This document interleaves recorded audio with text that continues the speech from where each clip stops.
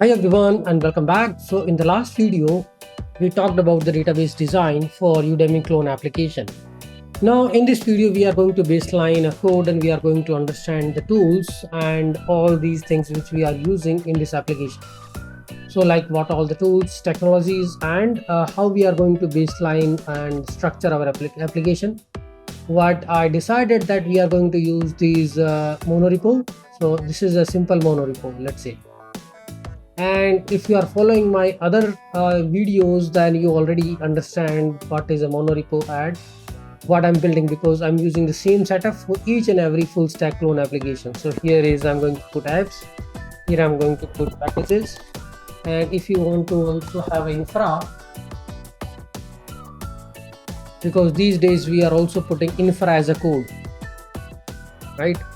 So either you are using Terraform or AWS CDK, you can put your whole overall infrastructure inside our code base also. So this is your packages. These are your applications. So everything I'm going to have inside this one single monorepo, and applications can be all these different services will be as subfolders. All these folders will be here. So here in the applications, we can have all the other directories like, okay, I do have a code service, catalog service, all these will come here. And then similarly, we can keep building.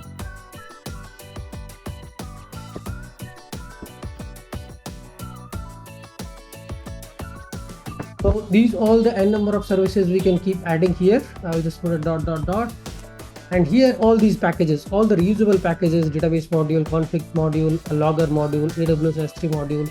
Maybe we are using RabbitMQ, Kafka and Next.js microservices. So we can build all these reusable modules which can be inside of packages, and then these packages can be used across all these applications which we are building in the core service, in the all the other services. So it's like we are trying to achieve a reusability by inducing these packages. And you already know the advantage of using PNPM workspace. Without even publishing these packages, we can use them across any application in the workspace. That is the important advantage of using the PNPM workspace, and we are using Nx tooling, which is helping us to automate all these commands. So Nx is a monorepo tool, and we are using package-based monorepo using PNPM workspace. Okay, and this is pretty much the setup looks like. And what we are going to do is we are going to look into this PNPM workspace. Like workspace exists for npm, PNPM, yarn. We are using PNPM, so we need to create this PNPM workspace.yml file in our root. First of all, we can initialize this repository. So what I will do is PNPM git init, and then PNPM init. It will give me the package JSON structure, and then I will create a new file containing the name package PNPM workspace.yml, and just specify what all folders you wanted to put inside your workspace. So I'm going to have apps, I'm going to have packages. So if you guys feel like, okay, you don't understand the monorepo concepts and all, don't worry. There is a separate playlist for it. But in each and every application, I'm using this workspace, PNPM workspace, which is really useful when you are building a lot of services, front and back end services, and you wanted to put all those things inside a single repository, where you can also have a dependency like some database module can be injected in all the applications of Next.js. So I can isolate that database package inside packages. So all these reusability we already understand, because if you're following my other playlist of full stack clone, I'm just adopting the same strategy. But here I need to cover it, because if somebody is new watching this, he will go banana. But if you already know, you can skip this and just go to the next video. And here I will just create a package JSON PNPM workspace.yml. So I have apps and packages. So we'll create these apps and packages, and then you already know like what all dependencies you wanted to put at the root, because this is a PNPM workspace. All the common dependencies you can move it to the root of the project, and then you can start creating the services, like let's say the code service. right? Then let's say upload service or file service.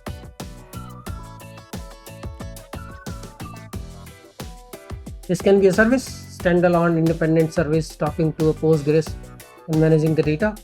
And inside packages you can have n number of packages like AWS S3. So I do have other libraries for the notification, AWS S3 not S2, and then packages, let's say app database, app config, app logger.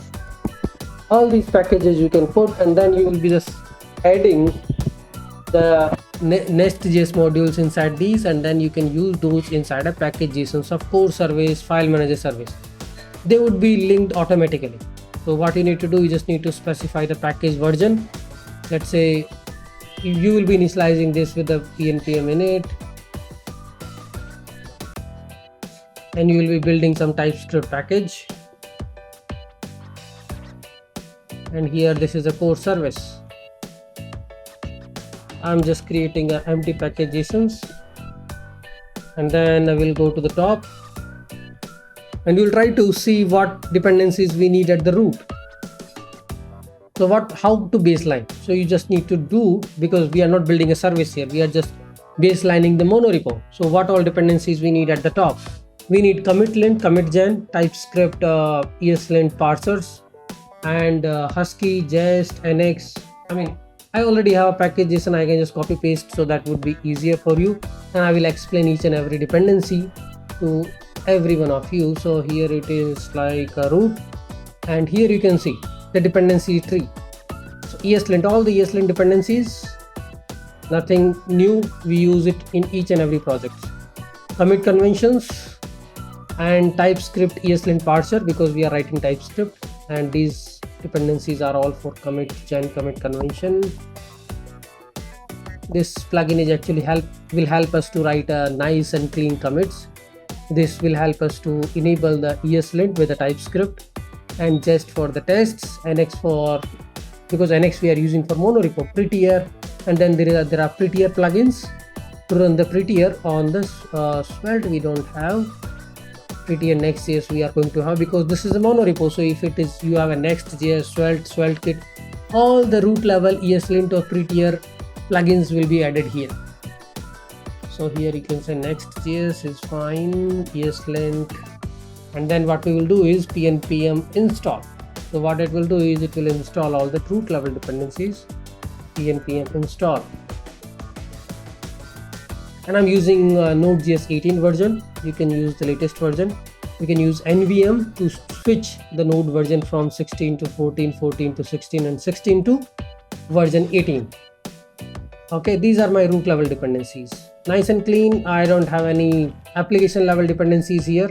All about, okay, what all dependencies, like Husky for creating hooks, commit hooks. So whenever you add a commits, you should be able to run the Husky to run the prettier on the whole code base. Then we have a Jest for writing the test cases. So we are going to introduce a Jest config, and Jest config is like a simple, plain and simple template. Jest config is going to look for the .ts and .js file. It is going to collect coverage from all these files, and then Docker is actually a placeholder we can put, Docker file and Docker compose file, sorry, Docker compose and override. So what all, because I'm going to use Docker only for having the Postgres database in my application. So we need a Postgres database for a user service, enrollment service, order service, code service, catalog service. All these services will be using Postgres. So I will just spin up different containers for each and every service. This is pretty much we have for applications packages. Rest you can have this prettier config, ESLint config, and all these we can add in our code base. So if you look into what is the use of all these configurations, ESLint ignore, ESLint RC get ignore, I will try to explain. I hope everybody in JavaScript, if you are a JavaScript developer, you already know. ESLint ignore, do not run ESLint on these files. ESLint RC, this is like a JavaScript ESLint parser. This is looking for all these rules. You can suppress a particular rule if you don't want that. then prettier RC and prettier ignore. These files I'm copying from my existing project. You don't need to write them from the scratch, nothing important. Ignore the prettier for all these files like node modules, build, dist folder. We are going to run the prettier only on the source code, and these are the prettier rules we have. Okay, then Nx, because we are using Nx console, so we need to introduce nx.json, and we already have this package, and I can see Nx console, select a workspace, and I will say udemy.tkserver.com, and whatever the applications, currently we don't have anything, so this Nx console is initialized here. Okay, Docker we already have, package lock, just config, prettier RC, and you can also create another folder for managing the infra, because I think we are going to use some AWS components here. So how we are going to orchestrate them, how we are going to build them. So this is pretty much about the baseline.